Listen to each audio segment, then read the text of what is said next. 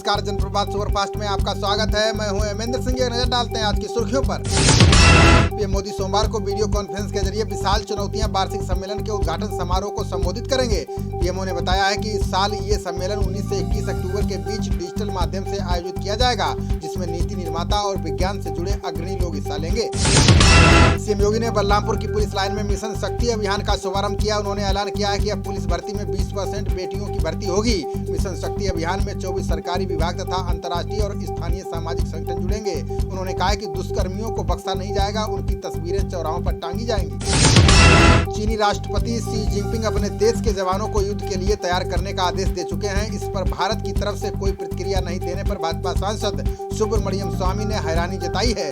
स्वामी ने कहा कि हमारी सरकार को जवाब देना चाहिए था कि हम भी आपको घर भेजने के लिए तैयार हैं, चाहे सीधे तरीके से या टेढ़े तरीके से। भाजपा के राष्ट्रीय अध्यक्ष जेपी नड्डा ने देहरादून में प्रदेश पार्टी कार्यालय का ऑनलाइन शिलान्यास किया। इस दौरान नड्डा ने कहा कि अगर एक पार्टी का कार्यालय किसी राजनेता के घर से चलता है तो वो पार्टी केवल उस व्यक्ति से संबंध रखती है। दूसरी पार्टियों की बात करें तो उनका परिवार ही पार्टी बन गया है। बिहार चुनाव में केंद्रीय मंत्री रविशंकर प्रसाद ने विपक्ष पर हमला बोला है। उन्होंने कहा कि राजद का जन्म ही नेता को भ्रष्टाचार से बचाने के लिए हुआ था। उन्होंने कहा कि बिहार के चुनाव में मुद्दे बहुत स्पष्ट हैं। हमारी सोच विकास पर केंद्रित है। सीएम नीतीश के नेतृत्व में जो विकास कार्य हुआ वो सबके सामने है।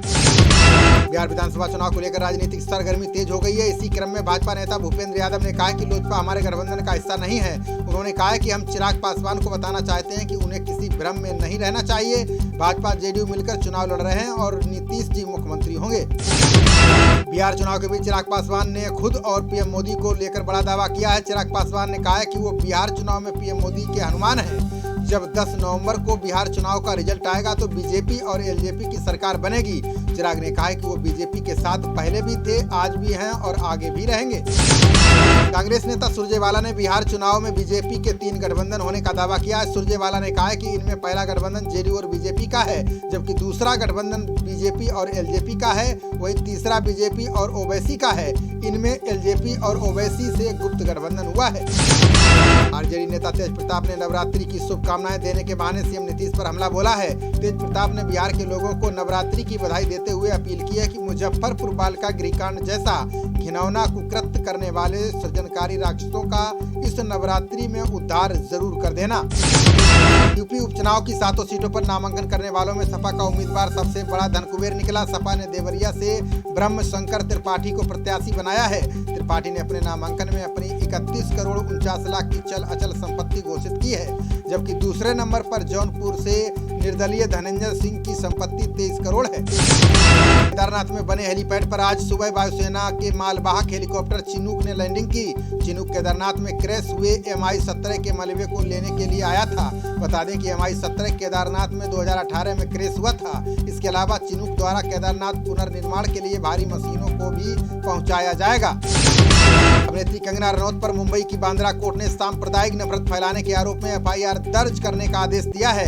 याचिका में कहा गया है कि कंगना अपने ट्वीट के जरिए हिंदू मुस्लिम में झगड़ा कराने की कोशिश करती हैं। याचिकाकर्ता ने कहा कि कंगना के बयानों से दोनों समुदाय के बीच नफरत बढ़ती है। कोरोना महामारी के चलते हांगकांग ने एयर इंडिया और विस्तारा की उड़ानों पर 17 से 30 अक्टूबर तक रोक लगा दी है। सूत्रों ने बताया है कि ये फैसला इन दोनों एयरलाइंस के कुछ यात्रियों के संक्रमित पाए जाने के चलते लिया गया है। हांगकांग द्वारा भारत से जाने वाली एयर इंडिया की उड़ानों पर रोक लगाए जाने का ये तीसरा मौका है। पश्चिम रेलवे ने दशहरा और दीपावली त्योहारों को देखते हुए 12 जोड़ी विशेष रेलगाड़ियां चलाए जाने का फैसला किया है। इन 12 जोड़ी विशेष रेलगाड़ियों में से 5 जोड़ी बांद्रा टर्मिनल से, 2-2 जोड़ी इंदौर और उधना से चलाई जाएंगी। वहीं 1-1 जोड़ी ओखा, पोरबंदर और गांधीधाम स्टेशनों से चलेंगी। ये ट्रेनें 156 फेरे लगाएंगी। सीएम योगी ने राज्यकर्मियों के लिए फेस्टिवल एडवांस तथा LTC के बदले कैश पैकेज देने का ऐलान किया है। फेस्टिवल एडवांस से राज्य के 15 लाख से ज्यादा कर्मचारियों को लाभ मिलेगा। पैकेज का लाभ उन कर्मचारियों को मिलेगा जो 31 मार्च तक LTC पाने के हकदार हैं। दोनों योजनाओं का लाभ 31 मार्च से पहले मिल जाएगा। भारत में ISIS की ब्रांच खोलने के आरोप में दिल्ली की पटियाला हाउस कोर्ट ने 15 लोगों को सजा सुनाई है। कोर्ट ने इन लोगों को क्रमशः 10 साल, 7 साल, 5 साल की कारावास के अलावा जुर्माना भी लगाया है। आपको बता बता दें कि NIA ने इस मामले में कुल 19 लोगों की गिरफ्तारी की थी। हाथरस मामले की जांच कर रही CBI की टीम आज फिर पीड़िता के घर पर पहुंची है। CBI परिवार के लोगों के बयान दर्ज कर रही है, जिसमें पीड़िता की मां और भाभी भी शामिल है। घटना की जांच कर रही CBI के लिए आज का दिन अहम है, क्योंकि CBI की टीम पीड़िता के परिवार से पूछताछ करने के साथ ही क्रॉस क्वेश्चनिंग भी करेगी। राहुल गांधी के वैश्विक भूख सूचकांक 2020 को लेकर मोदी सरकार पर हमला बोला है। उन्होंने कहा कि भारत का गरीब भूखा है, क्योंकि सरकार सिर्फ अपने कुछ खास मित्रों की जेबें भरने में लगी है। सूचकांक में 117 देशों में भारत का 54वां स्थान है, जबकि इंडोनेशिया, पाकिस्तान, नेपाल और बांग्लादेश इसकी तुलना में कहीं बेहतर पायदान पर है। दिवालिया प्रक्रिया से जूझ रही जेट एयरवेज को आज नया मालिक मिलने की उम्मीद है। जेट एयरवेज के रेजोल्यूशन प्लान पर कर्ज देने वाले आज फाइनल वोटिंग करेंगे। नकदी संकट के कारण अप्रैल 2019 में जेट एयरवेज का संचालन बंद पड़ा था। उड़ानें बंद होने के कारण जेट एयरवेज के विमान कई एयरपोर्ट पर पार्किंग में खड़े हैं। यूपी के बलिया कांड के फरार मुख्य आरोपी धीरेन्द्र प्रताप सिंह ने खुद का वीडियो जारी किया है। उसमें उसने खुद को निर्दोष बताया है, जबकि घटना के लिए SDM और CO को जिम्मेदार ठहराया है। आरोपी ने कहा कि दुकान आवंटन के लिए गाइडलाइंस तय नहीं थी। दुकान आवंटन मामले में अधिकारियों की मिलीभगत थी। अटल की कर्मभूमि रही बलरामपुर को CM योगी ने बड़ी सौगात दी है। CM ने अटल बिहारी वाजपेयी मेडिकल कॉलेज के लिए भूमि पूजन किया। मेडिकल कॉलेज के शिलान्यास के दौरान CM ने कहा कि बलरामपुर अटल की कर्मभूमि रही है। यहाँ की जनता के लिए बनने वाला मेडिकल कॉलेज उनके सपनों को साकार करने वाला होगा। बिहार चुनाव में कांग्रेस ने राहुल गांधी को स्टार प्रचारक बनाने के बाद उनकी रैलियों की घोषणा कर दी है। कांग्रेस ने कहा है कि राहुल गांधी महागठबंधन के उम्मीदवारों के लिए रैली करेंगे। इसके लिए 23 अक्टूबर को 2 रैलियों को संबोधित करेंगे। इनमें पहली रैली बिहार की हिसुआ में होगी, जबकि दूसरी जनसभा कहलगांव सीट पर होगी। मध्य प्रदेश कांग्रेस अध्यक्ष कमलनाथ ने आज उपचुनाव को लेकर पार्टी का वचन पत्र जारी किया है। वचन पत्र में कांग्रेस का हाथ सबके साथ स्लोगन दिया गया है। कांग्रेस ने नए वचनों में 100 रुपए और 100 यूनिट बिजली देने, किसानों का कर्ज माफ करने, छोटे उद्यमियों को बिना ब्याज लोन देने समेत कई ऐलान किए हैं। यूपी की राज्यपाल आनंदीबेन पटेल ने लखनऊ में सेफ सिटी परियोजना की शुरुआत की है। उन्होंने कहा कि महिलाओं की सुरक्षा और सम्मान के लिए महिला पुलिस कर्मियों का दस्ता पूरे शहर में भ्रमण करेगा। राज्यपाल ने कहा कि 180 दिन चलने वाले अभियान में पुलिस सहित सभी विभाग महिलाओं के हितों के लिए कार्य करेंगे। बिहार चुनाव के लिए बसपा ने अपने स्टार प्रचारकों की सूची जारी कर दी है। बसपा की सूची में मायावती समेत 30 नेताओं के नाम शामिल हैं। इनमें मायावती के अलावा सतीश चंद्र मिश्रा, आकाश आनंद और रामजी गौतम सहित अन्य के नाम शामिल हैं। बता दें कि बसपा उपेंद्र कुशवाहा की अगुवाई वाले गठबंधन के साथ चुनाव लड़ रही है। भुवनेश्वर नगर निगम ने भाजपा सांसद अपराजिता सारंगी का कार्यालय सील करने का आदेश तत्काल प्रभाव से वापस ले लिया है। बता दें कि BMC के अधिकारियों ने 10 सितंबर को सारंगी के कार्यालय को सील कर दिया था। उन्होंने कार्यालय में अपना जन्मदिन मनाने और कोविड-19 के नियमों का उल्लंघन करने का आरोप लगाया था। राहुल गांधी ने पंजाब में स्मार्ट विलेज कैंपेन के फेज 2 को लॉन्च किया है। वीडियो कॉन्फ्रेंस के जरिए किसानों से बात करते हुए राहुल गांधी ने कहा कि वे और उनकी पार्टी हमेशा किसानों के साथ रहेगी, उनके हक की लड़ाई लड़ती रहेगी। किसानों को निराश होने की जरूरत नहीं है, कांग्रेस पार्टी उन्हें उनका हक दिलाकर रहेगी। छत्तीसगढ़ के उपचुनाव में पूर्व CM अजीत जोगी के बेटे अमित जोगी को बड़ा झटका लगा है। उपचुनाव में मरवाही से अमित जोगी का नामांकन खारिज हो गया है। इसके बाद सियासी गलियारे में अमित के राजनीतिक कैरियर को ग्रहण बताया जा रहा है। बता दें कि छत्तीसगढ़ राज्य बनने के बाद पहली बार बिना जोगी के मरवाही का चुनाव होगा। दिल्ली विधिक सेवा प्राधिकरण और पुलिस ने सेक्स वर्कर्स को आत्मनिर्भर बनाने की नई मुहिम शुरू की है। इसमें दीपावली पर सेक्स वर्कर्स के हाथों से रंगे और सजे दिए बेचे जाएंगे। इसके लिए दिल्ली रेड लाइट एरिया की करीब 200 महिलाओं को इस काम में लगाया गया है, जो देह व्यापार छोड़कर आत्मनिर्भर बनने के लिए दिए सजा रही है। केंद्र ने स्वनिधि योजना में रेहड़ी पटरी और हॉकरों को सब्सिडी भुगतान के लिए सिडबी बैंक के साथ अनुबंध किया है। प्रबंध निदेशक और मुख्य कार्यपालक अधिकारी पदमजा चुंदरू ने बताया है कि मेरे लिए बड़े सम्मान की बात है कि केंद्र सरकार ने स्वनिधि योजना के लिए सिडबी को जोड़ा है। इससे बैंक आत्मनिर्भर भारत के लिए काम करेगी। न्यूजीलैंड की प्रधानमंत्री जेसिंडा दोबारा सत्ता पर काबिज होने जा रही है। न्यूजीलैंड के आम चुनाव की मतगणना पूरी हो चुकी है, जिसमें प्रधानमंत्री जेसिंडा ने शानदार जीत दर्ज की है। प्रधानमंत्री जेसिंडा की लिबरल लेबर पार्टी को मुख्य विरोधी कंजर्वेटिव नेशनल पार्टी से करीब 2 गुने से ज्यादा वोट मिले हैं। पूर्व अमेरिकी राष्ट्रपति बराक ओबामा अगले सप्ताह डेमोक्रेटिक पार्टी की ओर से राष्ट्रपति पद के उम्मीदवार जो बाइडेन के लिए प्रचार करेंगे। बाइडेन के प्रचार अभियान की ओर से ये जानकारी दी गई है। ओबामा के दोनों कार्यकाल में बाइडेन उपराष्ट्रपति थे। हालांकि राष्ट्रपति ट्रंप ने अपने समर्थकों से कहा है कि ओबामा प्रभावशाली प्रचारक नहीं है। All India Muslim personal law board की समान नागरिकता संहिता को लेकर लखनऊ में बैठक हुई। जफर याब जिलानी ने बताया है कि 11 और 13 अक्टूबर को भी बोर्ड की डिजिटल बैठक हुई थी। इसमें समान नागरिक संहिता पर फैसला लिया गया है। उन्होंने कहा कि अगर समान नागरिक संहिता लागू होगी तो विभिन्न संस्कृति वालों के साथ अन्याय होगा। पाकिस्तान के पूर्व पीएम नवाज शरीफ ने लंदन से वीडियो लिंक के जरिए रैली की। इसका आयोजन गुजरांवाला में किया गया। नवाज शरीफ ने पाकिस्तानी सेना और आईएसआई पर चुनाव में धांधली सहित कई गंभीर आरोप लगाए हैं। शरीफ ने दावा किया है कि सेना और आईएसआई ने उन्हें हटाकर इमरान की कठपुतली सरकार बनाई है। उत्तर प्रदेश राजर्षि टंडन मुक्त विश्वविद्यालय ने जुलाई सत्र 2020-21 में प्रवेश की आखिरी तिथि बढ़ा दी है। अब छात्र अपने आवेदन 24 अक्टूबर तक जमा कर सकते हैं। यूनिवर्सिटी के प्रवेश प्रभारी डॉक्टर जीपी यादव ने बताया कि कोरोना के कारण यूपी के कई सेंटर पर छात्र प्रवेश नहीं ले पाए हैं, इसलिए दाखिला की अंतिम तिथि बढ़ाई गई है। नोएडा साइबर पुलिस ने अंगूठे के निशान की क्लोनिंग करके आधार कार्ड से ठगी करने वाले गैंग का खुलासा किया है। पुलिस ने बताया कि मास्टरमाइंड रोहित को गाजियाबाद से गिरफ्तार किया गया। ये अंगूठे के निशान की क्लोनिंग और आधार कार्ड के जरिए बायोमेट्रिक मशीन से पैसा निकाल लेता था। इसने अब तक करोड़ों रुपए निकाले हैं।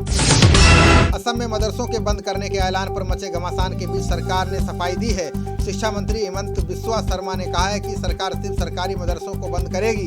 इन मदरसों को स्कूलों में बदला जाएगा। इसके अलावा असम में चलने वाले प्राइवेट मदरसे बंद नहीं किए जाएंगे। हालांकि इनको सरकार बराबरी का दर्जा नहीं देगी। एसटीएफ ने पूर्व सांसद और बाहुबली धनंजय सिंह पर लखनऊ में एफआईआर दर्ज कराई है। एसटीएफ ने कहा है कि धनंजय सिंह ने एसटीएफ का गोपनीय दस्तावेज लीक किया है। इसमें ऑफिशियल सीक्रेट एक्ट का उल्लंघन हुआ है। बता दें कि धनंजय ने विगत दिनों जान से मारने की धमकी और खतरे का पत्र सार्वजनिक कर दिया था। उत्तर प्रदेश के अपर मुख्य सचिव सूचना नवनीत सहगल ने धान खरीदने को लेकर दावा किया। सहगल ने कहा कि यूपी में अब तक 75,780 मीट्रिक टन धान की खरीद की जा चुकी है। ये खरीद पिछले साल की तुलना में 10 गुना ज्यादा है। वहीं नवनीत सहगल ने बताया कि धान खरीद के कार्य की सीएम योगी खुद ही समीक्षा कर रहे हैं।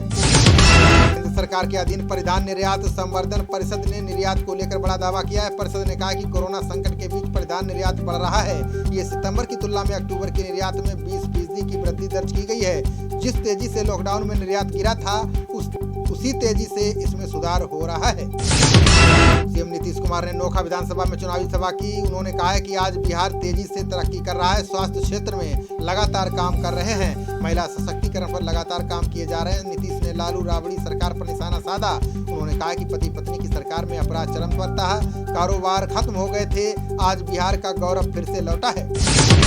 बिजनौर में समस्याओं को लेकर किसानों के कई संगठनों ने प्रदर्शन किया। किसानों ने कई सूत्री मांगों को लेकर जिला प्रशासन को ज्ञापन सौंपा। किसानों का आरोप है कि जिले की सभी 9 शुगर मिलों ने अभी तक गन्ने का पूरा पेमेंट नहीं किया है।